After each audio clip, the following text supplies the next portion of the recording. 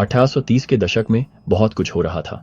नया नया बना चर्च ऑफ जीसस क्राइस्ट अपनी पहली एक्सपेंशन देख रहा था और प्रभु के बड़े प्लान्स थे। डॉक्ट्रिन एंड कवेनेंट्स के सेक्शंस 30 से 36 में हम शुरुआती सेंट्स, नए कन्वर्ट्स, कई अभी अभी बपतिस्मा लिए हुए गॉस्पल प्रीच करने के लिए बुलाए जाते हुए देखते हैं।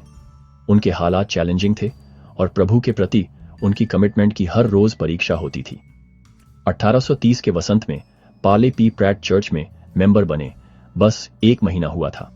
वो अभी भी इस नए जीवन में अपना रास्ता ढूंढ रहे थे, रिस्टोर्ड गॉस्पल को समझ रहे थे और अपने नए फेथ के साथ एडजस्ट कर रहे थे।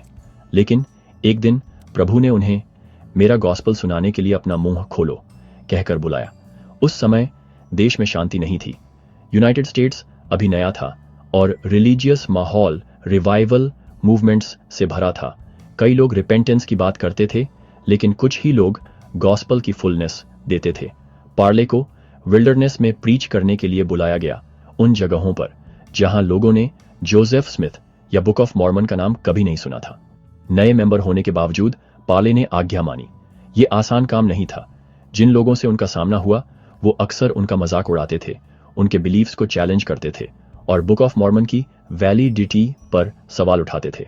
और फिर भी इन सब के बावजूद पार्ले को एक ऐसी ताकत मिली जिसकी उन्हें उम्मीद नहीं थी। उनके साथ परमेश्वर का आत्मा था और उस आत्मा ने उन्हें पावर के साथ गॉस्पल सुनाने में मदद की।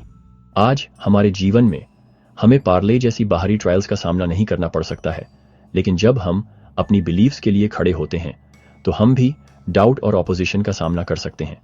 हम बोलने से हिचकिचा सकते हैं क्योंकि हम अनप्रिपेयर्ड या अनवर्दी महसूस करते हैं।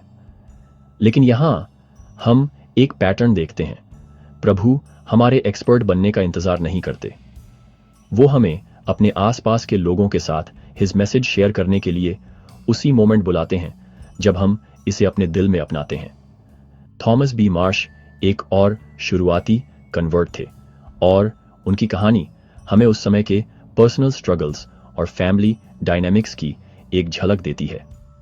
जब डॉक्ट्रिन एंड कवेनेंट्स 30 में प्रभु ने उन्हें सेवा करने के लिए बुलाया तो उन्हें मेंबर बने कुछ ही महीने हुए थे, लेकिन प्रभु ने उन्हें मिशनरी सर्विस के लिए इनवाइट करने में संकोच नहीं किया। थॉमस खुद ट्रायल्स का सामना कर रहे थे। उनका परिवार उनके नए फेथ का पूरी तरह से समर्थन नहीं करता था। उन्हें सेवा करने के कॉल और अपने परिवार की जरूरतों के बीच बैलेंस बनाना था। डॉक्ट्रिन एंड कवेनेंट्स 31 वर्स 1 और 2 में प्रभु प्रॉमिस करते हैं कि अगर थॉमस फेथफुल रहेंगे तो उन्हें न केवल उनके पर्सनल वर्क में बल्कि उनके फैमिली रिलेशनशिप्स में भी आशीर्वाद मिलेगा। शांति और डिवाइन प्रोटेक्शन का वादा उन्हें और उनके लव्ड वंस को दिया गया था। उस समय थॉमस जैसे कई शुरुआती सेंट्स को फैमिली के ऑपोजिशन का सामना करना पड़ा।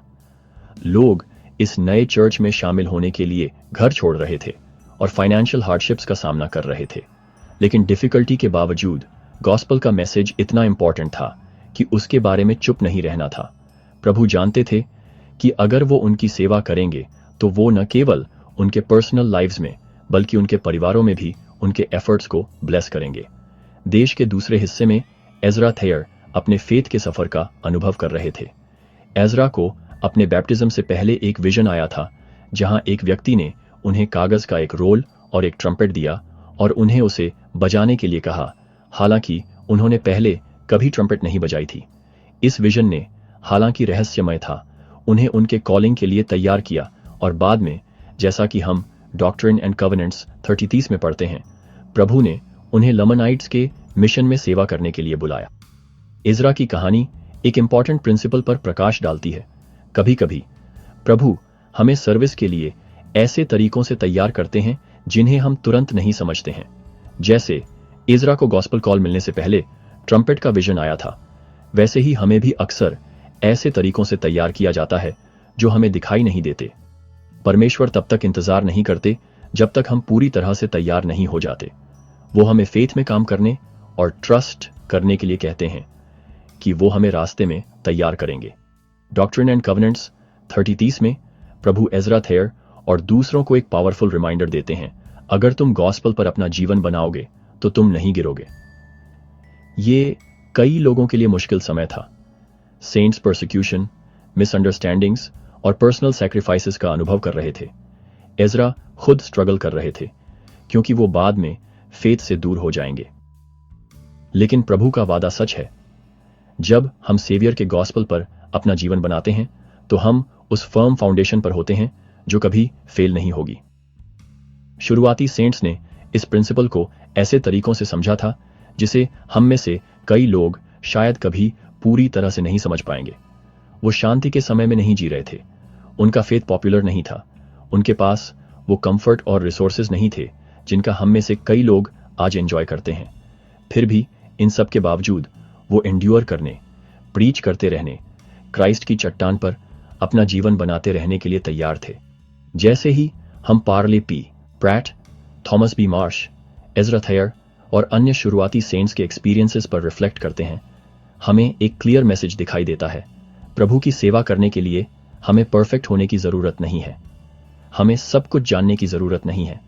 हमें बस अपना मुंह खोलने, प्रभु पर ट्रस्ट करने और दूसरों के साथ गॉस्पल शेयर करने के लिए तैयार रहने की जरूरत है। आइए हम उनकी तरह बने, फेथफुल, विलिंग और गॉस्पल के गुड न्यूज सुनाने के लिए अपनी आवाज उठाने में स्टेडफास्ट।